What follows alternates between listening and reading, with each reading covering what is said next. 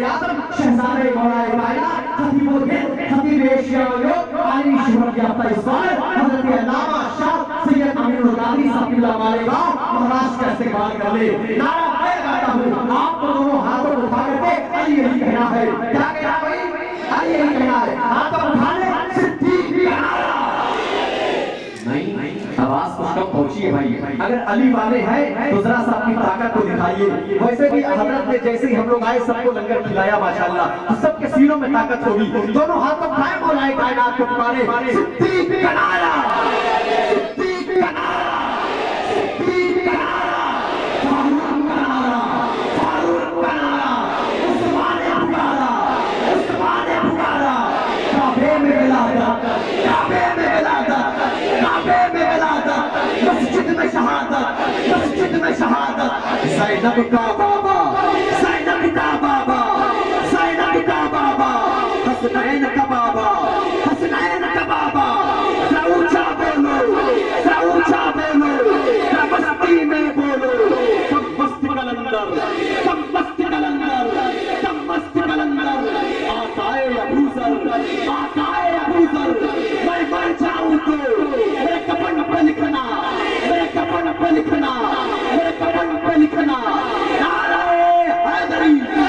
गलत को सही अच्छा नहीं लगता, गलत को सही अच्छा नहीं लगता, बुज़दिल को जरा अच्छा नहीं लगता, गलत को सही अच्छा नहीं लगता, बुज़दिल को जरा अच्छा नहीं लगता।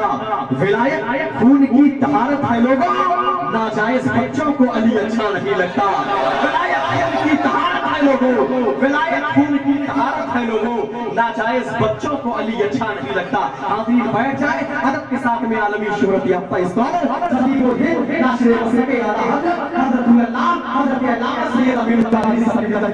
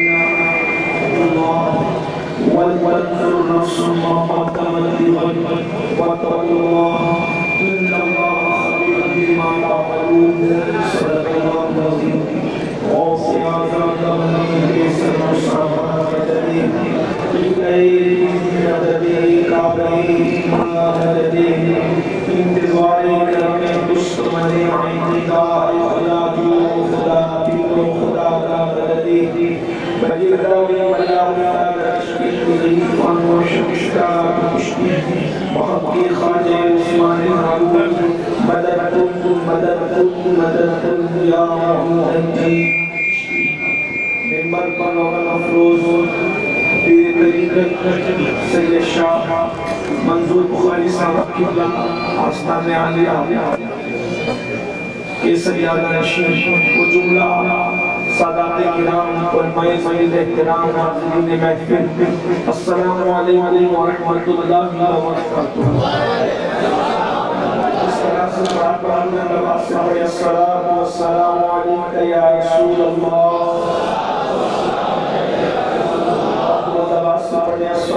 अस्सलामु अलैका या नबी अल्लाह। अस्सलामु अलैका या हबीब अल्लाह व अला आलिका व अस्हाबिका या नूर अल्लाह सल्लल्लाहु तआला अलैहि वसल्लम। उठा दो बंदा, दिखा दो चेहरा कि नूर बारी हिजाब नहीं है। ज़माना तारीख़ हो रहा है कि महरे से नवाब नहीं है। नहीं वो मीठी निगाह वाला खुदा का रहमत जलवा फरमा, मज़हब से उम्मीद खुदा बचाए। चला جلال باری کتاب میں ہے، کھڑے ہیں منکر سر پر، نہ کوئی غم نہ کوئی یاور، بتا دو آ کر میرے پیغمبر، اس وقت مشکل جواب میں ہے، خدا نے آبھار ہے پر کھلے ہیں بدکار کے دفتر، بچا لو آقا شفیع محشر، تمہارا بندہ عذاب میں ہے، کریم ایسا اللہ کے جس کے کھلے ہیں ہاتھ اور بھرے خزانے، کریم ایسا اللہ کے جس کے کھلے ہیں ہاتھ اور بھرے خزانے، بتاؤ اے مفلسوں کے پھر کیوں تمہارا دل اضطراب میں ہے، بتاؤ اے مفلسوں کے پھر کیوں تمہارا دل اضطراب میں ہے، اور وہ گل ہے لبھائے نائل کے ہزار چھڑتے ہیں پھول جن سے، گلاب گلشن میں دیکھے بلبل، یہ دیکھ گلشن گلاب میں ہے، کریم اپنے قدم کا صدقہ لگی بے پدگوں میں شما، تو رضا سے حساب دینا، رضا کی کوئی حساب نہیں ہے۔ آج کی یہ محفل اس مخدومی کے حوالے سے منعقد ہے، اور یہ وقت ایسا نہیں کہ کوئی تفسیری گفتگو کی ہے، میں صرف اپنی حاضری درج کرانے کے لیے آیا ہوں، اور کبھی تقریر کی بجائے ایک مختصر سا پیغام دینے والا مسلم ہونا چاہتا ہوں، کیونکہ مجھے خود بھی ایک طویل سفر پر جانا ہے، اور وہاں جہاں میں نے اصل وعدہ کیا تھا وہاں پہنچنا ہے۔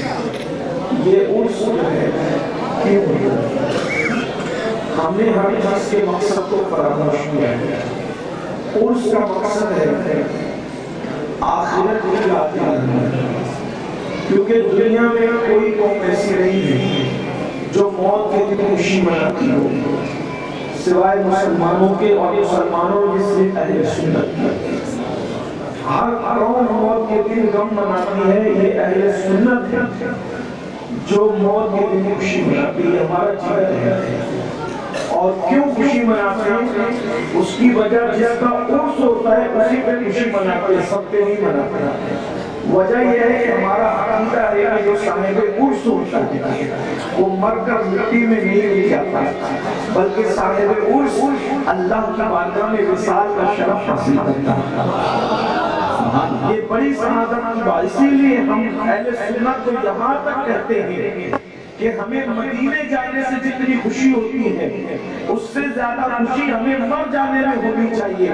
اس کی وجہ یہ ہے، یقین کی بات ہے، صرف یقین کی بات ہے، اگر مدینے جاؤ تو گنبد نظر آتا ہے، اور مر جاؤ تو گنبد والا نظر آتا ہے۔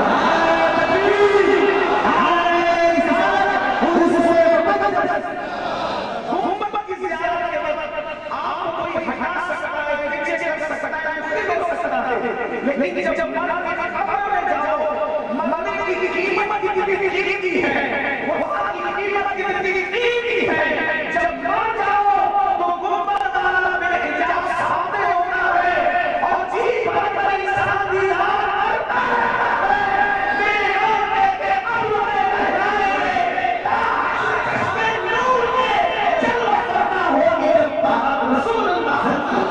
آج بھولے نہ سمائے کے قبر قبر کی شمع کے گل سے ملاقات کی رات، لیکن ایک بات یاد رکھنا، کس کی قبر میں اجالا ہوگا، کس کی قبر میں دیدار ہوگا، کس کی قبر میں رونقیں ہوگی، اس کی کوئی گارنٹی نہیں۔ بڑی معذرت کے ساتھ بہت اللہ والے کہلانے والے ایسے ہوں گے کہ جن کی قبر میں ساتھ اور بچوں، اس لیے کہ اللہ والے کہلانے میں کسی کو دھوکہ ہو سکتا ہے، اور بہت ایسے بدنامے زمانہ بھی ہوں گے جن کی قبر جنت کے راہوں میں سے، اس لیے کہ وہ جس سے راضی ہونا چاہیے کتے کو پانی پلانے پر بھی راضی ہو جاتا ہے، اور اگر راضی نہ ہونا چاہیے تو ہزاروں سال سجدہ کرنے والے سے بھی راضی نہیں ہوتا۔ تو اب ہمیں اپنی قبر کی تیاری، اس کا مقصد ہے فکر آخرت۔ ان لوگوں نے اپنی زندگی کو رضائے الہی کے لیے گزار دیا تو ان کی موت کے دن بھی اتنا بڑا مجمع لگ گیا، لیکن جو لوگ رضائے الہی کے لیے زندگی نہیں گزارتے پھر ان کا کیا ہو سکتا ہے؟ اللہ کے رسول صلی اللہ علیہ وسلم فرماتے ہیں کہ قبر انسان کو ایک دن میں 7 مرتبہ پکار کر کہتی ہے اے میرے اوپر اکڑ کر چلنے والے، اے میرے اوپر گناہ کرنے والے، اے میرے اوپر پاپ کرنے والے، اے میرے اوپر اللہ کی نافرمانی کرنے والے، ایک دن تو میرے اندر آئے گا، میرے سینے میں آئے گا، اس دن میں تجھے مزہ چکھاؤں گی، کیونکہ میں اندھیرے کا گھر ہوں، میں تاریکی کا گھر ہوں، میں سانپ اور بچھو کا گھر ہوں، میرے اندر جو ہے کوئی پولیس نہیں ہے، میرے اندر کوئی غمگسار نہیں ہے، میرے اندر کوئی غمخوار نہیں ہے، ایک دن میری خبر 7 مرتبہ پکار کر کہتی ہے۔ اور اگر آپ حق سننے کے لیے آتے ہیں تو ایک بات میں عرض کروں، شاعری کی کائنات الگ ہے، احادیث مصطفیٰ کی کائنات الگ ہے۔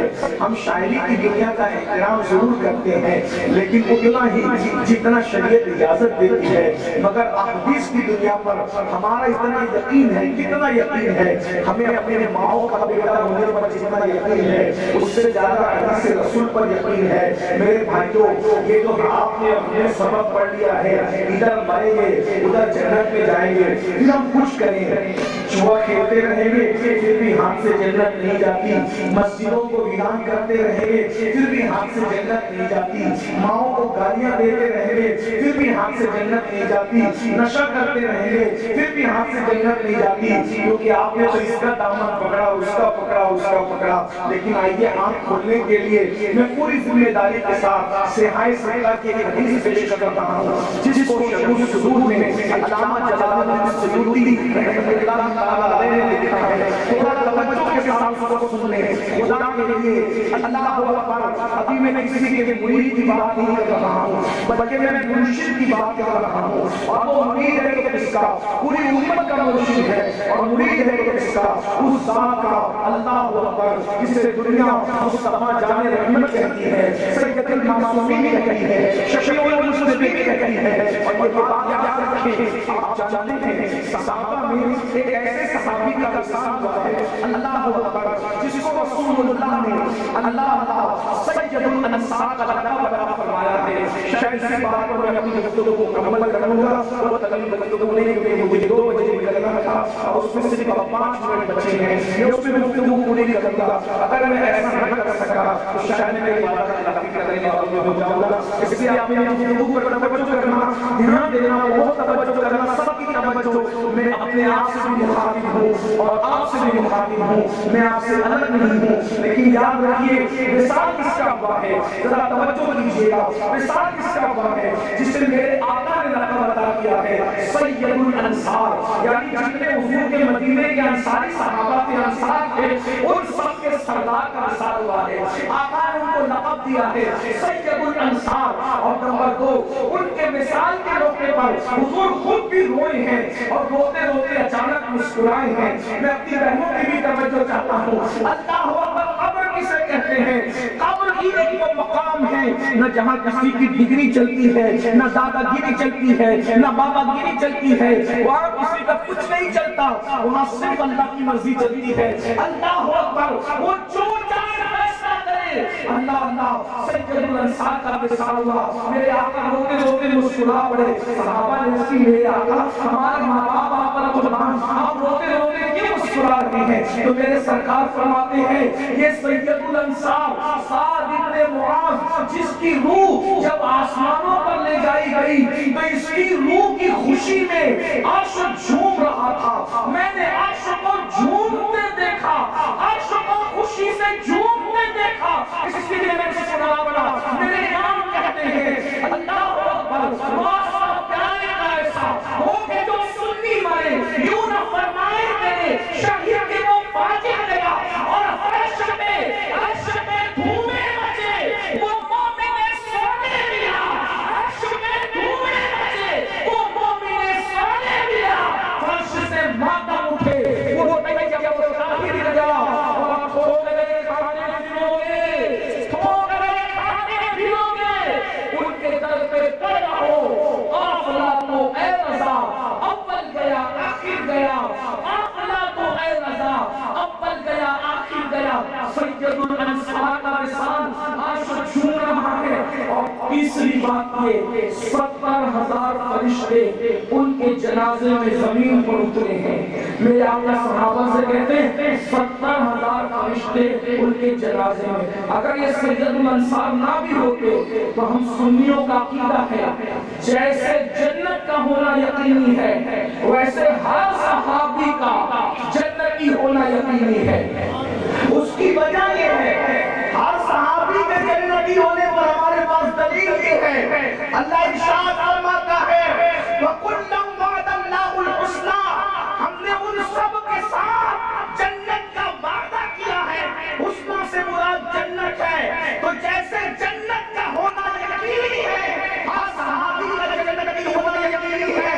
और अगर किसी को आज खबर नहीं होगी मैं एक बात कहता हूँ, क्या ये हदीस भूल गए जिसके दिल में राई के दाने के बराबर ईमान होगा वो भी जन्नत में जाएगा। तो जिसने उसका वादा मेरे रब का आंखों से दीदा है अगर वो जन्नत में ना जाए तो जन्नत में कौन?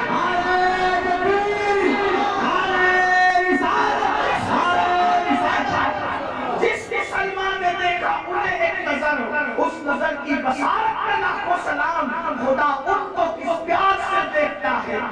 मैंने इमाम के शेर पे थोड़ी सी तवज्जो दी, गौर किया कि अल्लाह उन आंखों को भी प्यार से देखता है जो आपके हुजूर को देखते हैं। मैंने सोचा अल्लाह क्यों देखने लगा उन आंखों को प्यार से, वो क्यों देखता है? तो मुझे ख्याल आया जब कोई किसी को देखता है तो उस वक्त तक इंसान दिखता है ये चीज दिखती नहीं जब तक कि उसका आंख हमारी आंख की पुतली में न बने। जब आंख की पुतली में आंख बनता है तो सामने की चीज नजर आती है। अल्लाह महबूब से प्यार करता है, महबूब के चेहरे को भी देखता है, लेकिन जिसकी आंख की पुतली में महबूब के चेहरे की तस्वीर बन जाती है खुदा उन आंखों को भी प्यार से देखता है। मेरे इमाम ने क्या कसम खींचा है, खुदा उनको किस प्यार से देखता है जो आंखें देखने आए। खुदा उनको किस प्यार से देखता है जो आंखें देखने आए। और जिन आंखों को खुदा प्यार से देखे फिर वो आंखें जहन्नम में कैसे रह सकती। इसलिए जहन्नमियों को अपनी इस्लाह कर लेनी चाहिए जो सहाबा पर बकबक करके कहीं से वफादारी का सर्टिफिकेट हासिल करने की कोशिश करते हैं। याद रखना ईरान की वफादारियां किसी को जन्नत में नहीं ले जा सकती। अगर वफा लेकर जाएगी तो मुस्तफा जाने रहमत की वफा जन्नत में लेके जाएगी।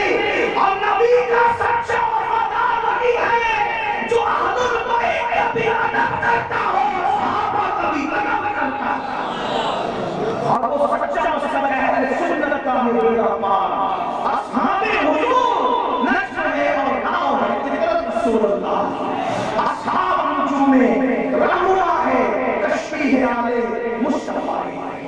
अर्ज कर रहा हूं जो कलमे वजाहत कर दी कि हर सहाबी रसूलुल्लाह का जन्नत हमारे सुन्नियों के अकीदे में। दूसरों की बात नहीं करता क्योंकि मजमा सुन्नियों का जैसा सुन्नियों का उस सुन्नियों का बैठे सुन्नी है, दूसरे गैर ज़रूरियों का जिक्र अभी मैं नहीं करता।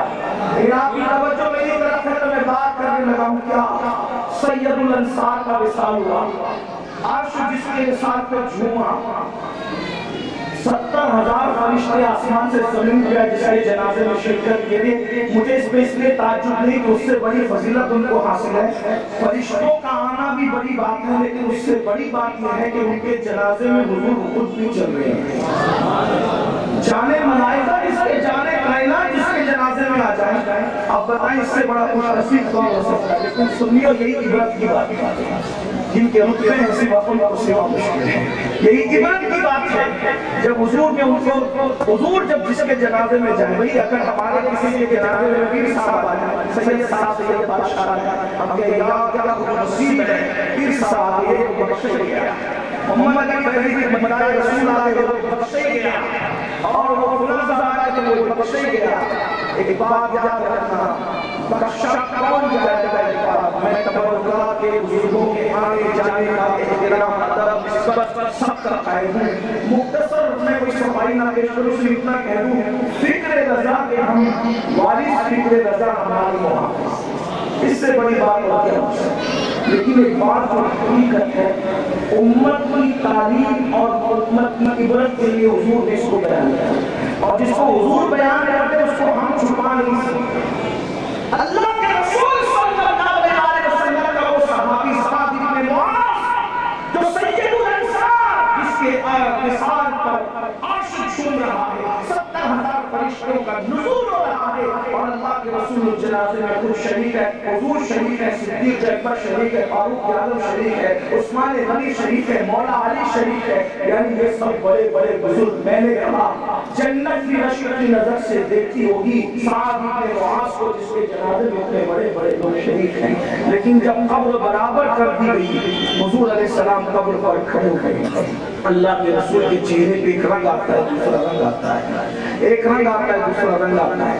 حضور کے چہرے پر مختصر یہ کہ پریشانی کے یا کچھ غم کے آثار، غم زدہ کے چہرے پر، غم گسار کے چہرے پر کچھ غم کے آثار نظر آتے ہیں، اور اللہ کے رسول علیہ السلام کی زبان سے ایک آواز ترتیب پاتی ہے، اللہ اکبر، اللہ اکبر، سبحان اللہ، سبحان اللہ، الحمدللہ، الحمدللہ۔ حضور تکبیر، تسبیح، تحمید پڑھتے ہیں، اور تھوڑی دیر کے بعد حضور علیہ السلام کے چہرے پہ پھر خوشی کے آثار ظاہر ہوتے ہیں۔ ان کا تو کام بن گیا جس کی قبر پر حضور کھڑے تھے، صحابہ نے پوچھا ان کے قبر میں کھڑے تھے تو آپ کے چہرے پر کچھ پریشانی کے آثار کیوں ظاہر ہو رہے تھے؟ میرے آقا کا جواب سن لیجیے اور پھر اپنی قبر پر فکر کیجیے۔ میرے آقا فرماتے ہیں میرے صحابہ تمہارے اس نیک حضور جس کو دیکھتے ہیں اس سے پکڑ لینے کو ہو سکتا ہے اس کا درجہ کریں، لیکن یہ صرف تعلیم محمد کے لیے صحابہ کا درجہ ہوگا، صرف تعلیم محمد کے لیے تمہارے اس نیک بھائی پر جس کی قبر تنگ ہو گئی تھی، تمہارے اس نیک بھائی پر جس کی قبر تنگ ہو گئی تھی، قبر نے اس کو دبانا شروع کیا۔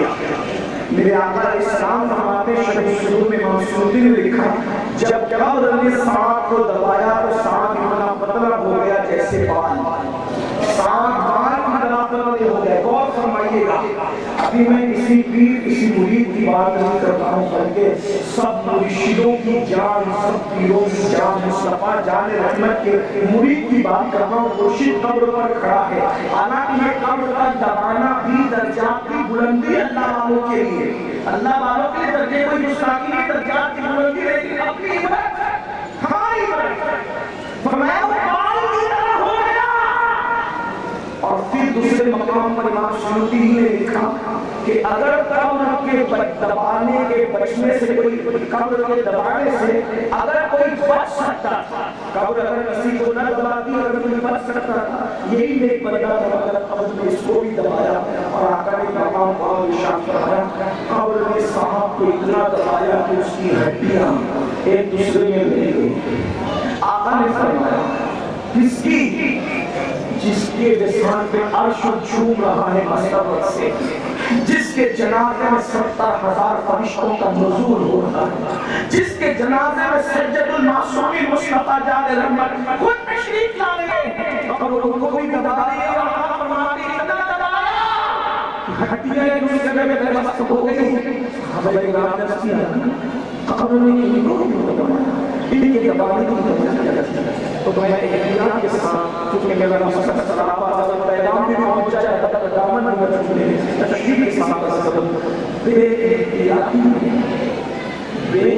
احتیاطی لاشعوری طور پر یہ پیشاب کے چیزوں سے بچ نہیں پاتے تھے، یعنی جب یہ سنجا کرتے یا بکریاں چلاتے یا بکریوں کے پیشاب کی چیزیں آتے یا خود پیشاب کی چیزیں آتے تو لاشعوری طور پر جان بوجھ کے نہیں کیا، لاشعوری طور پر یہ پیشاب کی چیزوں سے بچ نہیں پاتے تھے، اس لیے قبر نے اتنا دبایا کہ ان کی ہڈیاں ایک دوسرے میں بے بس ہو گئی، قبر نے اتنا دبایا کہ بال کی طرح ہو گئے۔ اب آپ مجھے بتاؤ مسلمانوں، اب بھی ہم عبرت حاصل نہیں کرتے، اب بھی ہم جنت کے ٹھیکیدار بنا کے رہیں گے؟ ارے صحابی رسول ان کی مرتبے تو بہت بڑے، وہ جنتی لوگ حضور کی یاد ہے، یقینی جنتی ہے وہ لوگ۔ اگر لاشعوری طور پہ پیشاب کے چھینٹے سے نہ بچے تو قبر ان کو دبا رہی ہے۔ ایک مقام پر آقا نے فرمایا قبر کے دبانے کی آواز انسان اور جنات کے علاوہ ساری مخلوق نے سنا۔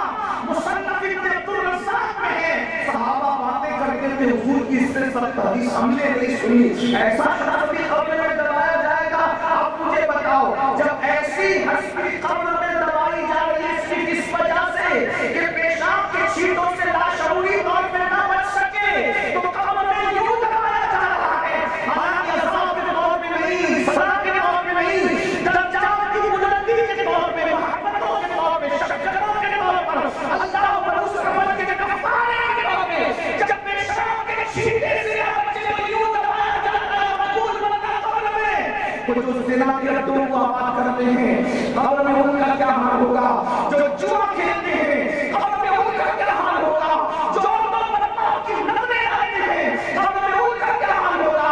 جو عورتیں بے پردہ گھوم کر مردوں کے سامنے حسن کی نمائش کرتی ہے ان عورتوں کا کیا حال ہوگا؟ جو حرام لقمہ کھاتے سود کھاتے ہیں قبر میں ان کا کیا حال ہوگا؟ بڑی معذرت کے ساتھ غور کیجیے گا، اس حدیث پہ غور کیجیے گا۔ ایک حدیث اور اس سے بڑی سن لے، کسی نے اس کی یا رسول اللہ قبر سب کو دباتی ہے؟ فرمایا ہاں ایک خاتون ہے اس کو نہیں دبایا باقی قبر سب کو دباتی ہے۔ کہا وہ کون ہے؟ کہا وہ میری ماں ہے فاطمہ بنت اسد، یہ مولا علی کی امی ہے، حضور علیہ السلام کی چچی ہے۔ حضور ان کو چچی نہیں کہتے تھے بلکہ ماں کہتے تھے، یہ میری ماں ہے، میری ماں آمنہ کے بعد میری ماں ہے، اس نے مجھے پالا بیٹے کے طرح۔ کہا میری ماں فاطمہ بنت اسد کو قبر میں نہیں دبایا باقی سب کو دبائی، سب کو دباتی ہے۔ تو صحابہ نے کہا حضور آپ کے بیٹے قاسم کو بھی قبر میں نہیں دبایا کیا؟ اگر آپ حدیث پر ایمان لائے ہیں اور اپنی قبر کا خیال ہے تو بہت پاپی ہو گئے، بہت مجھے پوری زندگی کی فکر میں بسے رہ جاتی ہے۔ نبی کے بیٹے قاسم، سنے بیٹے قاسم، کہا حضور آپ کے بیٹے قاسم کو بھی قبر میں دبایا گیا؟